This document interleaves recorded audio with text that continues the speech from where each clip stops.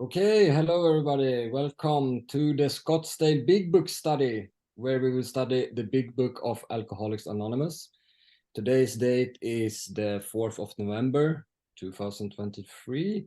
And my name is Johan, and I'm a recovered compulsive overeater from Falun in Sweden. And I will be your host for today's study. Our co-hosts today are Maria F., Nancy J., Sue L., and Tonya G. Thank you for your service. If you have any questions during the meeting, please contact either myself or any of the co-hosts by private message in the chat function. The chat function will be disabled until 5 minutes before the questions and answers session. Please note that the speaker, Harlan G, will be recorded for the duration of the study. However, the question and answer session, which follows, will not be recorded. We ask if you can please make sure to keep your microphone on mute at all times during today's study, and also please turn off your video if you're exercising, eating, or if you need to step away from your screen for any reason. During the meeting, we'll post the link to our 7th tradition. This money goes towards the cost of our Zoom account, the cost of uploading our recordings, and we also send contributions to our intergroup and WSO. We will post a link to the previous week's recordings. These are available by clicking on the link that will be posted in the chat box. And now the moment we have all been waiting for. Here he is, the man, the myth, the legend. Oh, Lord, no. Here you are. I give it to you, Harlan G. Yeah. Thank you, Yuan. Thank you. Thank you. Thank you. All right. How do you follow that? All right. We're in the chapter to employers. And when we get buzzing here, we get rolling, we're going to be on page 147 in case he does stumble.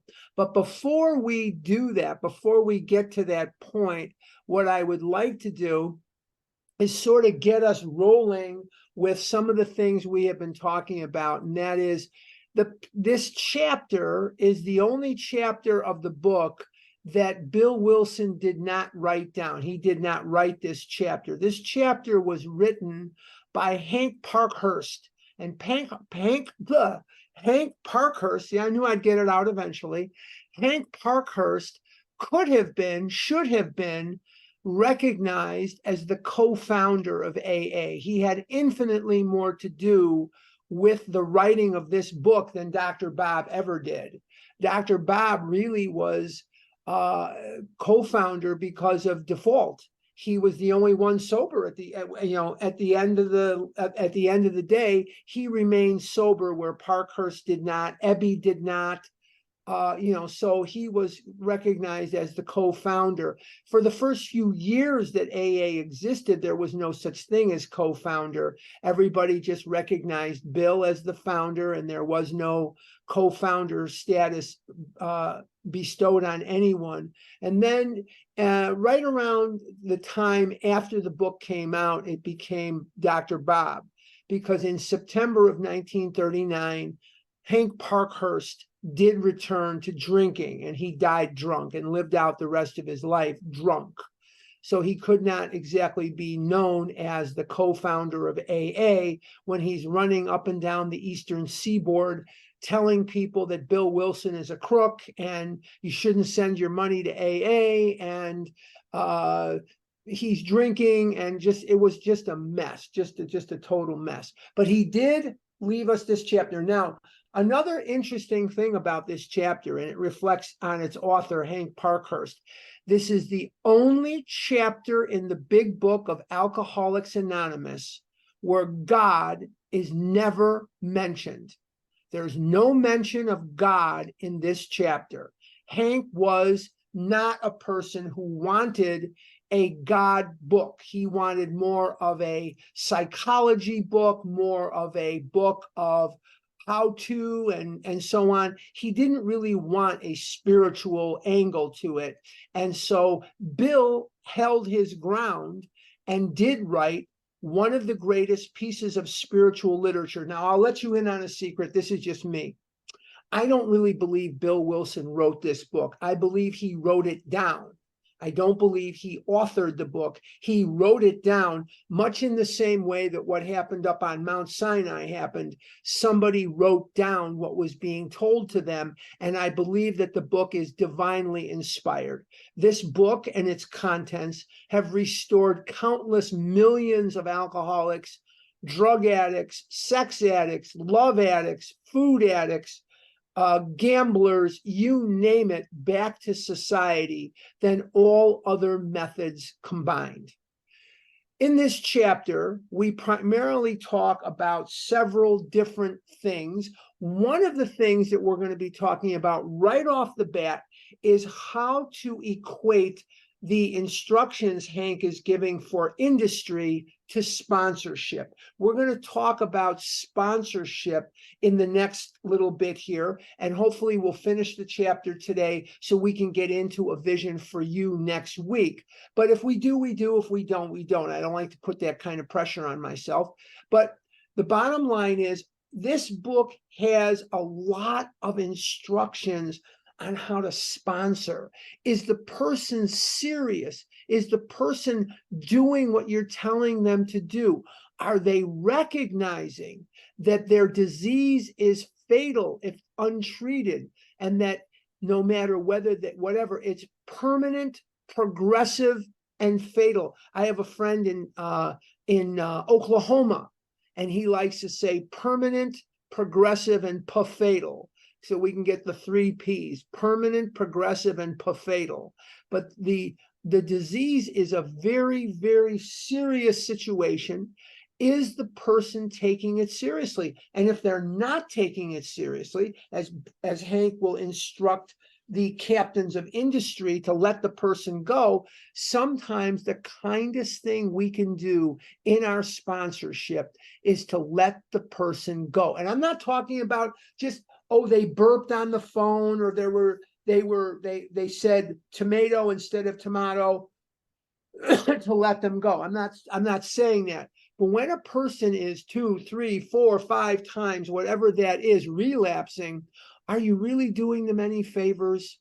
Are you really doing them any favors hanging in there with them, or do they really need to hear a different voice? And I'll just share this with you. I have been in telephone sales for 40 years, and I owned a company, and we had about 30 employees. This was in my salad days, as it were. And a lot of my salespeople did not really want to do this. They didn't want to sell on the phone. They didn't really like it. They did, and I don't like it. And I own the company. I don't like it. But a lot of people, I've had to fire them because they were costing us money. I had to pay them a certain wage, and they were not producing any sales, and they really didn't want to be on the phone. And so I had to fire them.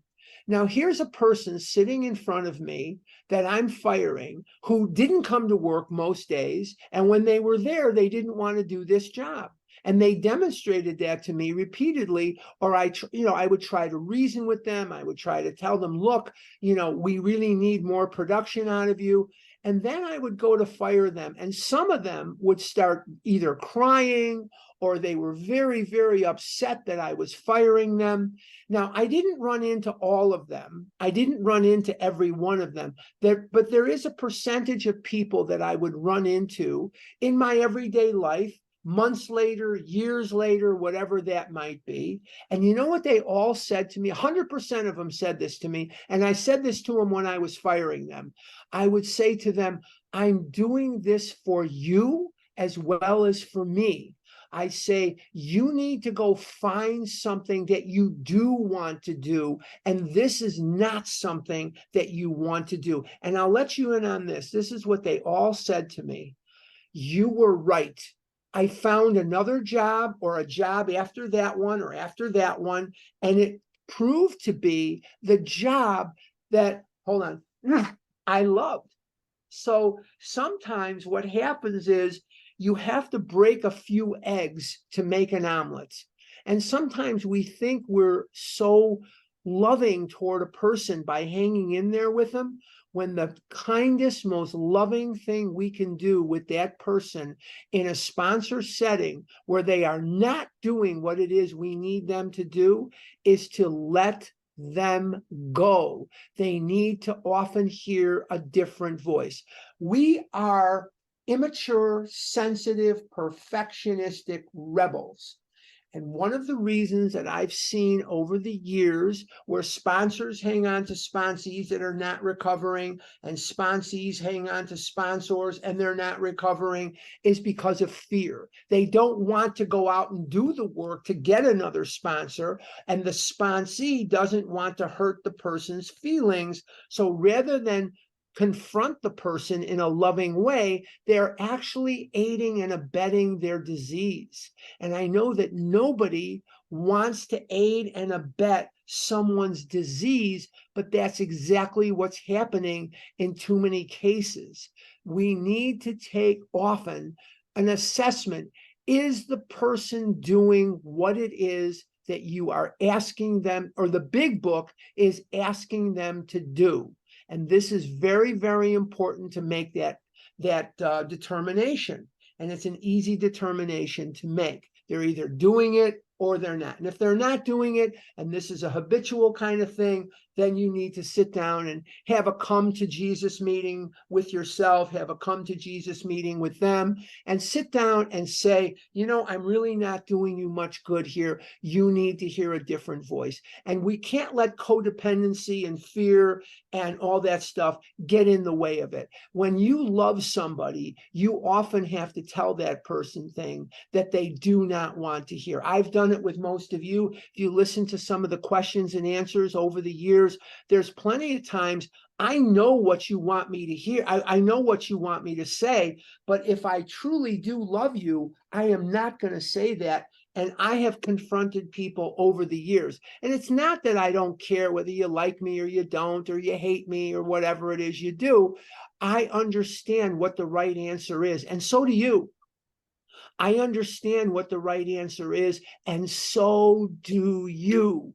And sometimes we just live in that space that says, I know this is the right answer.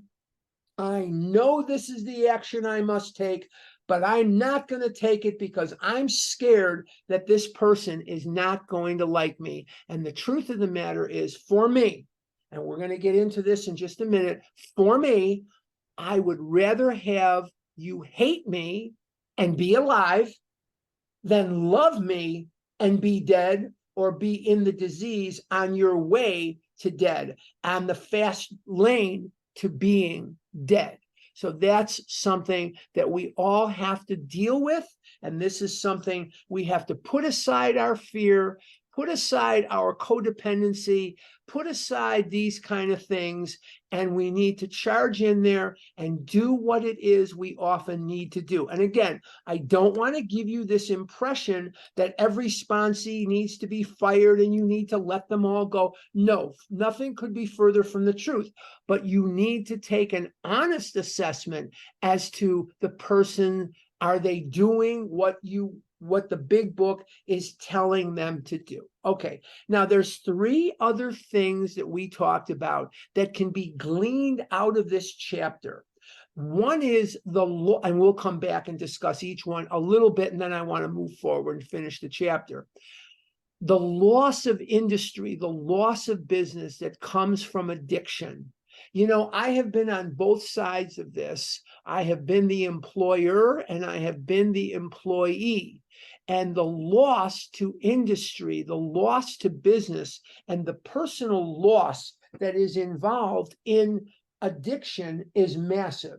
It is just a real shame that I missed as many work days as I missed, or I was there, but I really wasn't there. I was a lot more focused on going to the McDonald's that was right next door to our office and getting a milkshake. I was a lot more focused on getting candy. I was a lot more focused on anything but doing my job, which would have made me a lot more money. I was focused on anything. So there is a tremendous loss. And I've gone into the losses that I've suffered over the years. You can listen to some of the recordings from the past, but each and every one of you have suffered lost time, lost opportunities, lost situations because of the vicious nature of this illness. Sometimes I look around and I realize the totality of those losses is so massive that this thought comes to my mind. It is only by the grace of God that I am alive. It is only by the grace of God that I am able to move forward with my life, knowing what I missed out on.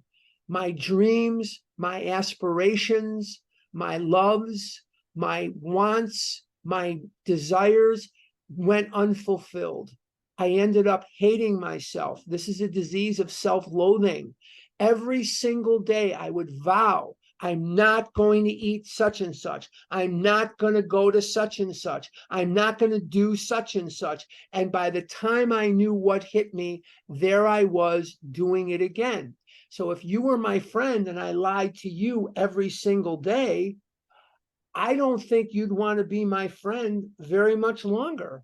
Well, I didn't want to be my friend because I lied to myself every single day. And I treated myself in a way that put me in a position of shame and embarrassment when people would catch me eating the very thing that they knew I should not be eating, when people would make fun of me for my weight, when women would reject me, when I was 35 years old when I went on my first date with a girl, and the career losses that I had, the dreams that went unfulfilled are massive. I sometimes look at my life and I say, gosh, I could have done so much better. And sometimes I look at my life and I say, it's a miracle I did as well as I did, because man, I had one whale of a disease to overcome. And with God's grace and mercy and God's help, I'm able to live. And I'm able to say that for the last 24 years and 11 months, I have not found, or 10 and a half months, I have not found it necessary to put anything in my mouth that I wouldn't want on the front page of the Chicago Tribune, that I have not strayed from my program in 24 years, 10 months. Not one single time have I strayed from anything resembling my food plan, and my program. So I am very, very lucky to be able to say that. The other thing we talk about is denial, that people within industry are in denial as to how many alcoholics they may have, how much alcoholism is sapping their businesses. And me, I have a lot of denial too. I sat there doing the same thing over and over again, getting fatter and fatter and fatter and fatter and fatter, and thinking there's nothing wrong here. It's just that I like to eat. I just come from a family where I like to eat, or we're Jewish, so we use food. Or, and then someone else will come into the meeting and say, we're Italian, so we use food, or we're Greek, so we use food, or we're from Sweden or Brazil or from whatever, and they use food and they do this. All cultures use food. Heck, ants use food to celebrate when they come and invade our picnic. Ants do it. So every culture on the face of the earth does that.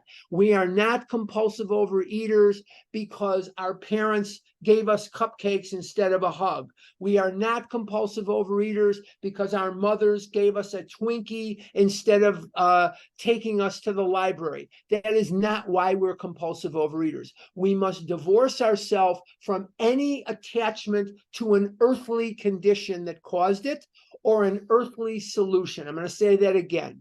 There's no earthly cause for this disease, and there is no earthly solution. Nothing that is of this earth caused you to become a compulsive overeater.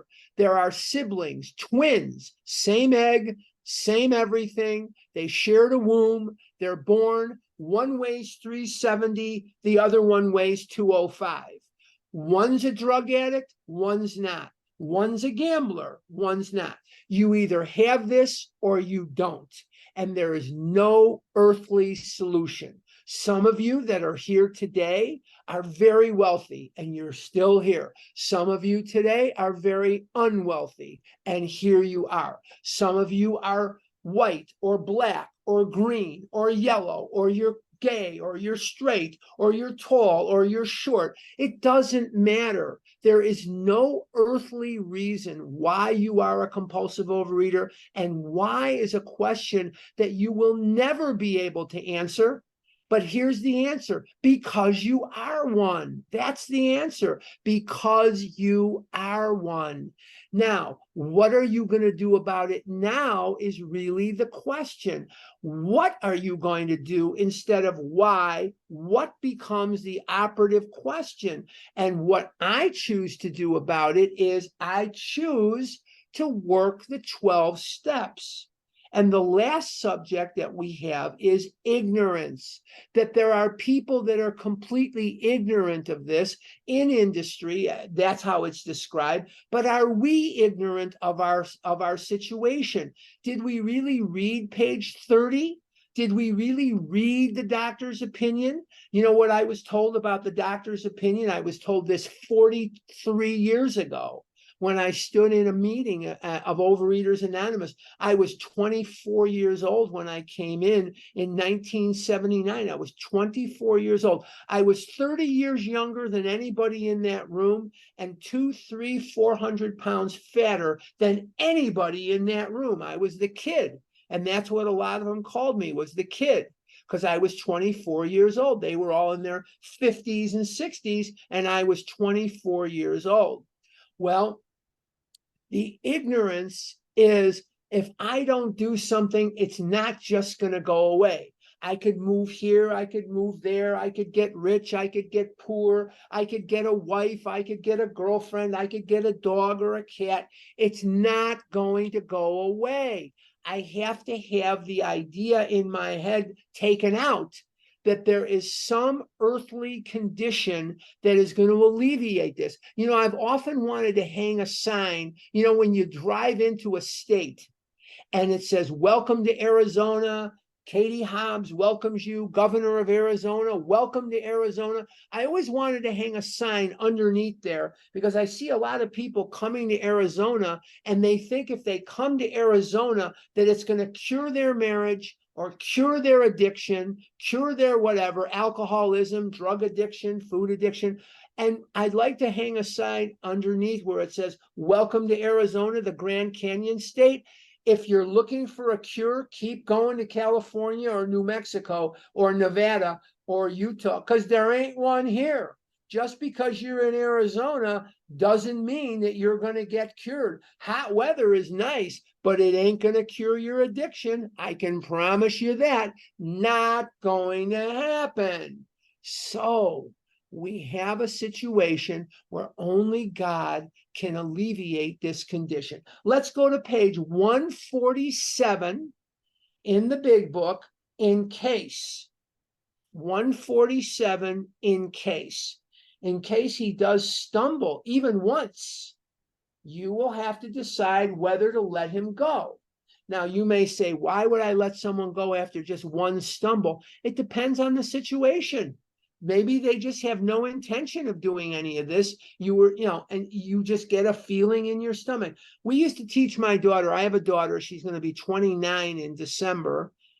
She's an ornery little thing, but that's okay. But I have a daughter. She's going to be 29 in December. And when she was a little girl, we used to teach her, don't ignore your uh-oh voice. When you have a situation and you are saying, uh-oh, you call us immediately. You do not ignore your uh-oh voice. We used to teach her that. Don't get in a car with somebody you don't know. You don't have to go with somebody, no matter what they say. We used to teach her, don't ignore your uh-oh voice. When you're sponsoring, don't ignore your uh-oh voice. When your uh-oh voice is going off and you hear that uh-oh in your head, take a stop, look, and listen, and ask yourself what you need to do. Okay.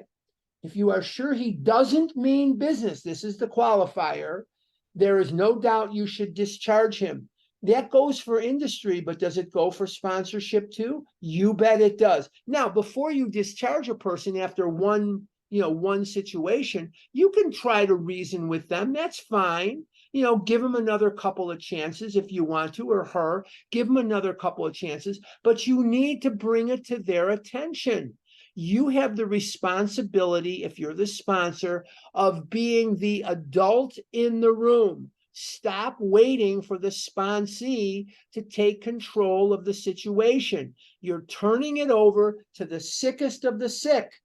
You need to be the adult in the room. If you are the sponsor, you need to be the one in charge. Don't turn it over to the sickest of the sick.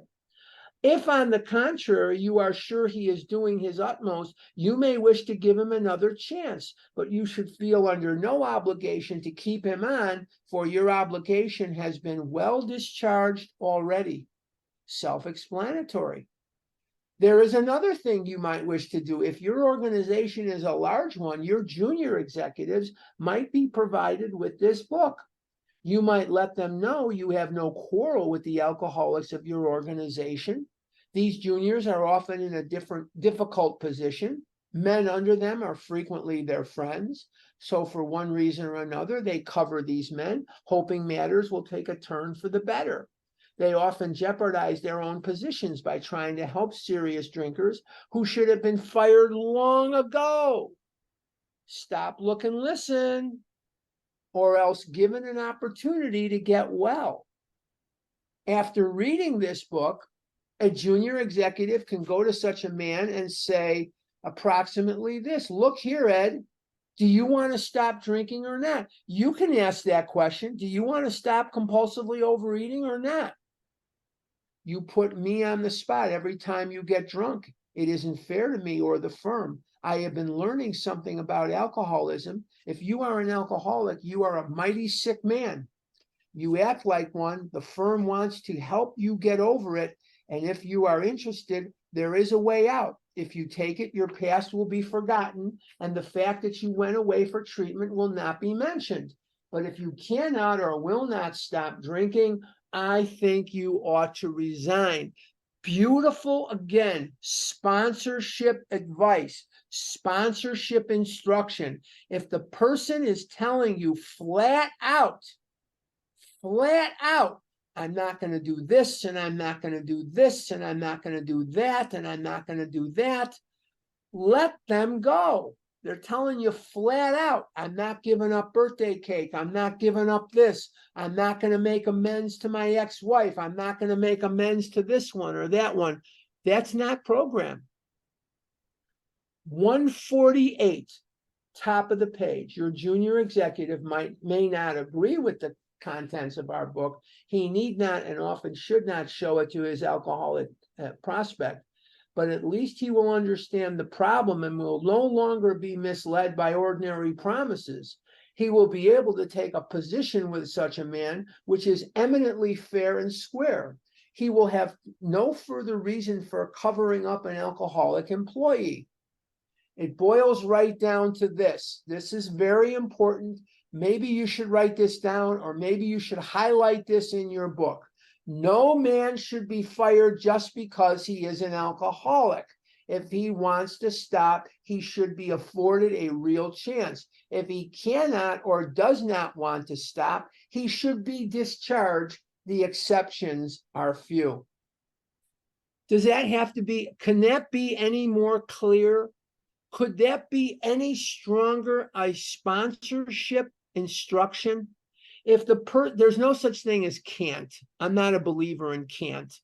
There's will and there's won't. I believe Master Yoda was a wonderful sponsor, and Master Yoda says there is no try, do or do not. There is no try, do or do not. And I believe that Master Yoda was a wonderful, wonderful sponsor. And if you look at what we just read here, if they absolutely will not do what you're asking them to do, what are you wasting your time for? What are you wasting their time for? Middle of 148, we think this method of approach will accomplish several things. It will permit the rehabilitation of good men. At the same time, you will feel no reluctance to rid yourself of those who cannot or will not stop. Alcoholism may be causing your organization considerable damage in its waste of time, men, and reputation. What is compulsive overeating costing you in terms of time, effort, reputation? What is it costing you in terms of your dreams? Don't you deserve to live free? This is the only life we have. This is not a dress rehearsal. This is not a practice run. This is it. Every day that clicks by is a gift that we cannot ever get back. That's why they call it the present moment. The present moment is a gift from God.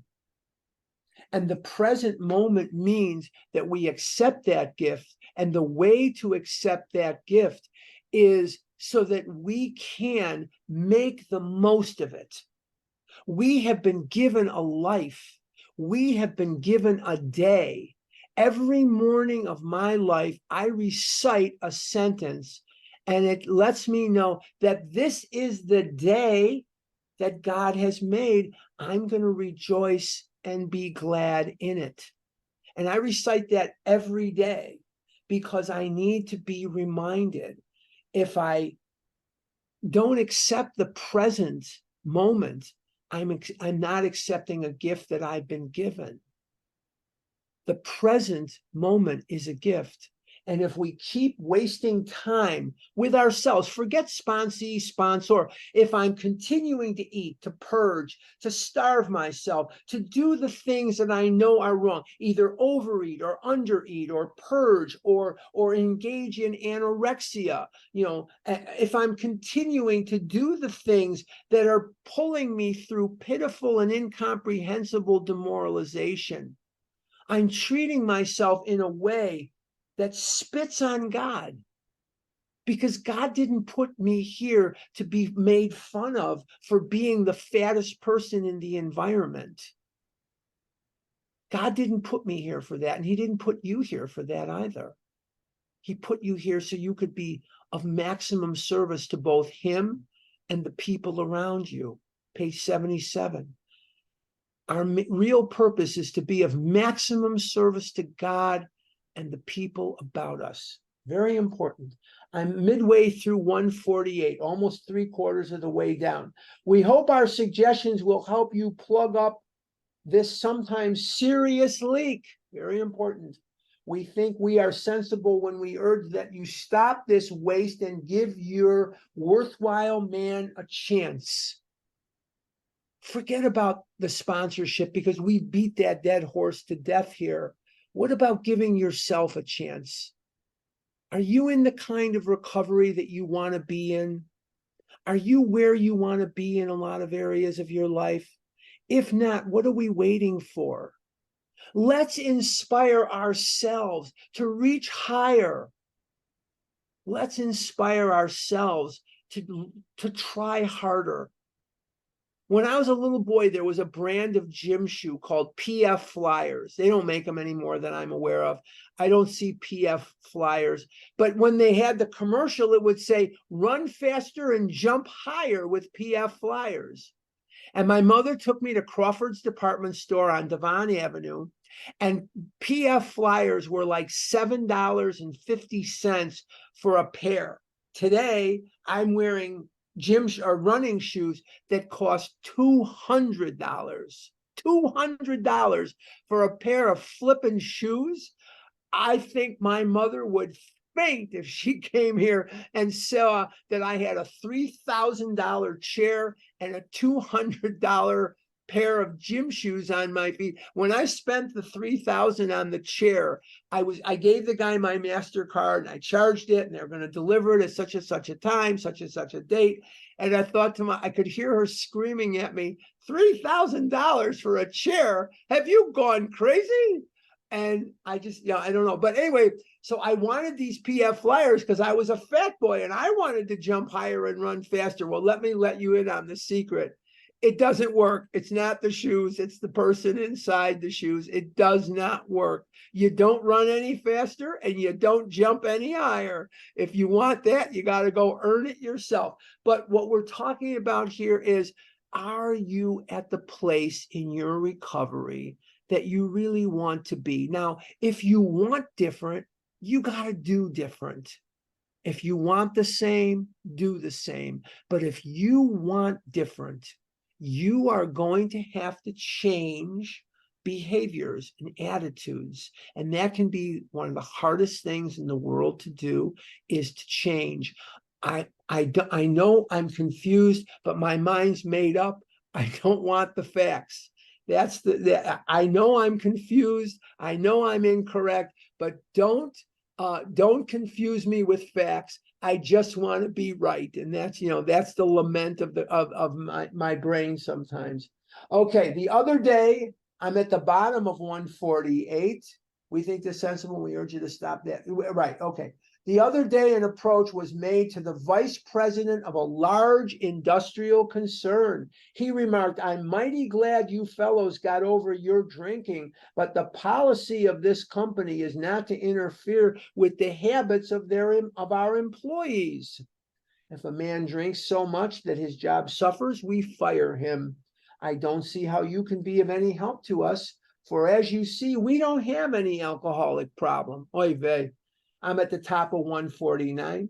This same company spends millions for research every year. Their cost of production is figured to a fine decimal point. They have recreational facilities. There is company insurance. There is real interest, both humanitarian and business, in the well-being of employees. But alcoholism, well, they just don't believe they have it. Now, let's just talk about that for just a second. In today's world, it is very different from the 1930s when this was written. In Eugene, Oregon, I lived in Eugene, Oregon for 9 years. That's why behind me, I have a Duck thing, and I'm wearing a Ducks t-shirt because the Ducks play Cal today, so I'll be rooting for the Ducks. But when I lived in Eugene, Oregon, I found a phone book from the 1950s, and it would say, let's say you're looking up Joe Blow.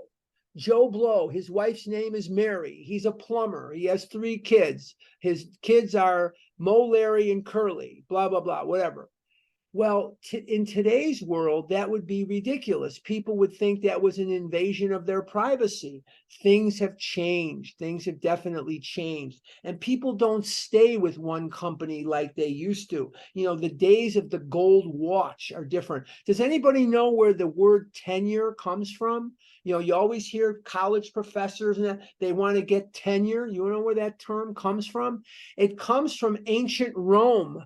And if a man worked for your company for 10 years, and he died, you were responsible for his family.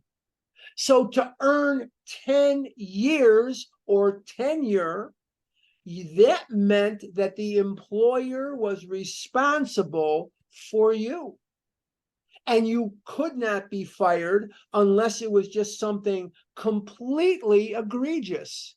But the word tenure comes from ancient Rome, when the 10 years, if you worked for a family or worked for a man for 10 years and you died or got sick, they were responsible for you. That's where it comes from. Okay. But that's very rare today, that people just stay with one company. I heard an interview recently, and it was a woman in Flint, Michigan, and she was working for General Motors. And this is during the recent strike that we had, and they were interviewing her. I recently had someone that came here from Chicago who has a great deal of influence on me, and I started watching a new news channel, and this is where I found this. And they're interviewing the woman. She said, how long have you been with General Motors? Well, she was with General Motors for 30 years, 20 years, whatever the heck it was. And they says, well, how did you start working? Well, my mother and father worked for General Motors. So this is second generation. And I was thinking, how rare is this? How atypical is this in today's world? Very, very atypical that you would find something like this. All right, we're on page 149 near the top. Perhaps this is a typical attitude. We who have collectively seen a great deal of business life, at least from the alcoholic angle, had to smile at this gentleman's sincere opinion. He might be shocked if he knew how much alcoholism is costing his organization a year. That company may harbor many actual or potential alcoholics. We believe that managers of large enterprises often have little idea how prevalent this problem is. Even if you feel your organization has no alcoholic problem, it may pay to take another look down the line. You may make some interesting discoveries. And this goes back to the concept of ignorance. You know, we talked about loss, denial, ignorance, and this is just pure ignorance. And please, when we're talking about ignorance, I'm not talking about stupidity. Stupidity and ignorance are completely different concepts. Completely, you know, who's that comedian? I forgot his name, Ron White, I think. You can't fix stupid. He comes out there and, you know, that's like one of his punchlines. You can't fix stupid. But ignorance can be fixed by an acceptance of facts that are different from what you were presented with before. I am ignorant of how to speak Chinese or Greek or Italian or whatever. I know one thing in Italian. Step one is passo prima. That's about it. Beyond that, and I probably know how to say some of the food. I don't know. But I'm ignorant of many, many subjects, math being chief among them. I'm completely ignorant of math. But the bottom line is that I am not saying that a person is stupid. So please don't text me later, don't email me later or call me later. I am making a distinction between ignorance and stupidity, or, you know, or whatever. Ignorance is just no knowledge of. Ignorance is no knowledge of. And in this case, it's alcoholism. They just don't get it, that they have it. Midway or 3/4 of the way down 149. Of course, this chapter refers to alcoholics, sick people, deranged men. What our friend, the vice president, had in mind was the habitual or whoopee drinker. I want to be at a whoopee party. They talk about a whoopee party earlier in the book. I've never been to a whoopee party. I would like to go one day. As to them, his policy is undoubtedly sound, but he did not distinguish between such people and the alcoholic. It is not to be expected that an alcoholic employee will receive a disproportionate amount of time and attention. He should not be made a favorite, you know, like the lost lamb. So here's the alcoholic, and we're going to sort of make him a favorite. We don't want to do that. What the alcoholic needs most, and what happens as a result of recovery. Now, I have a very grandiose ego, as you can tell, but we need to be, and I don't like this part of it, but we need to be just another bozo on the bus. We just need to be another bozo on the bus. It is not to be expected that an alcoholic employee, I read that already. He will not, all right. He should not be made a favorite. The right kind of man, the kind who recovers, will not want this sort of thing. He will not impose. Far from it. He will work like the devil and thank you to his dying day. One of the things that is most beautiful in life is gray. Neither black nor white, neither north nor south, but right in that middle. You know, it is a black and white program. You're either doing it or you're not. You're either abstinent or you're not. But when it comes to certain things, the most beautiful color that I can seek is gray. the combination between black and white in the middle, not dark gray, not light gray, but middle gray. Middle gray. I need to be just neither black nor white, right in that middle. Very bottom of 149.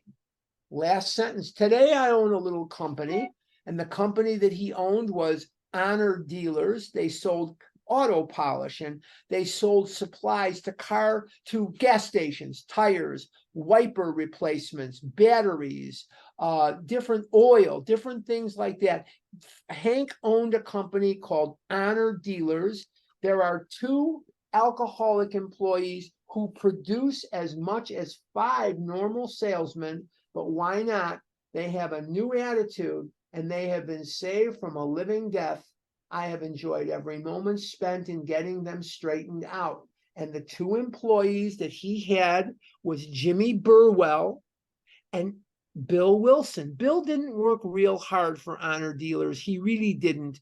He spent most of his time working on the big book. Now, the Honor Dealer office was in Newark, New Jersey at 17 Walnut Street. And there's a plaque right in front of that building, and it commemorates the address as a National Historical Site because the big book of Alcoholics Anonymous was primarily written in that office. And there were 2 offices that they occupied. One was large, and then they couldn't pay the rent, and they moved into a much smaller office. But as we close out the chapter, 2 employers, what we want to remember is this is more about sponsorship and self-awareness. It not only helps us as sponsors or sponsees, it helps us as individuals to read through this chapter. And the temptation for a long, long time is to skip the chapter, is to skip this. In Vision, they skip it, and in other circles, they skip this chapter. And I think to myself, what a mistake. This chapter is loaded with gold. And there are 3 concepts, there are 3 things about this chapter that the chapter illustrates beautifully, but doesn't really name. Those are loss, denial, and ignorance. And in keeping with loss, denial, and ignorance, we look at our lives and we say to ourselves, look at everything I've lost to this disease, the decades of time, the opportunities. I have been in a situation for a long, long time where I work fervently at letting go of my disgust, my anger, my frustration over everything I gave to this disease. You know, it's just very tough. The passions of youth, the lost time, the lost business opportunities. I could have done so much better. You know, I wonder sometimes, how did I survive? And sometimes I think to myself, I did okay considering I had this massive disease, this massive obstacle in my way. It's a miracle that I didn't take my own life. And it's a miracle that if I'm lucky enough to live till May 24th of next year, I'm going to be 70 years old. And you know, when everything is cut from the bone, I'm not a millionaire, I'm not a zillionaire, I'm not many things. I don't want to go into the whole litany. I've done it before here. There's a lot of things I'm not that I wish I could be. I wish I could do those things today. And it hurts me. You know, it hurts me. The loss hurts. But what I am is alive. And even if I die today, let's just say I die today, I've had decades of gravy because doctors have been telling me from the time I was a teenager that I'm going to die. Doctors have been telling me for a very, very long time, I'm not going to live very long. And today I can produce for you that my echocardiogram is sound, that my fraction is at 60, which is fine. You know, 55 to 70 is considered very good. I'm at 60. I do have some regurgitation in my aorta. It's nothing to get excited about. It's very typical for my age. My cardiologist said if it was something to worry about, I'd let you know. It's not. My echocardiogram shows that my heart is good. When you consider what I did to myself, my God, it's a miracle that I'm walking, but it's a miracle that my echocardiogram of all things is so good. I'm just, my blood is good. I'm clean as a whistle, and I have a good echocardiogram. And I had the hematoma, which was very serious. I still have a little vestige of it, but I'm healthy and I'm alive, and I walk 3 miles a day, again, 6 days a week, and I function. My bills are paid. I'm in recovery. I have friends. I have people that love me, and I love them back. And it is the most beautiful thing to be a part of. Yes, I wish I was a millionaire so I didn't have to work and I could be a snowbird between here and Chicago. I wish that was my fate. I wish I could do that. I wish I could live there in the summer and here in the winter. That would be my first choice. But right now I can't. And so it is trying. It is, hard for me to come to grips with that reality. But you know what? I'm alive. I'm alive. And I have a program, and I have something in my hand here called The Big Book of Alcoholics Anonymous. And there's nothing in this book that is special for me. The instructions in this book are open to all of you. The instructions in this book are open to every single one of us. And I do have a sponsor who does yell and scream at me at times. And I have another person that I work with on certain issues, different things. And I have friends, and sometimes they yell and scream and, whatever. But it's a good life. It's a life worth living. It's definitely a life worth living, especially if Oregon wins today. It'll be even better. But the bottom line, I'm not even going to talk about the Cubs because that's just a loss. That's a loss situation. But the bottom, and the Bears, forget about it. We're not talking about that. But at least if Oregon can win today, then I won't vomit tomorrow when I watch the Bears game. But it's a life worth living. If that sounds like what you want, forget about everything else and do different. You want different, you got to do different. You want the same, do the same. So we have loss, denial, and ignorance. And the ignorance is sometimes the hardest thing to crack. The denial, the loss is hard to crack, but the ignorance. Are you aware of the fatal nature of your condition, that it is permanent and progressive?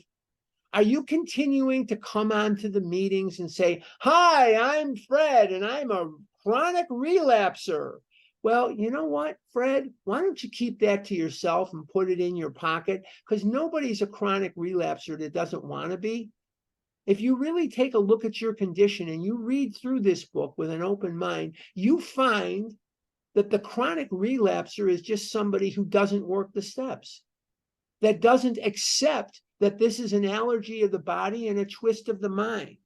And they keep dieting down to a certain weight. And when they get to that weight, they stop doing steps. They stop doing the things that they need to do. And they stop doing those things. And lo and behold, within a very short period of time, they're worse than ever because of the progressive nature of the disease. So we see loss, we see denial, we see ignorance, and most of all, what we see is the squandering of decades and decades of the one life that we have been given. I've given this disease decades and decades of my life.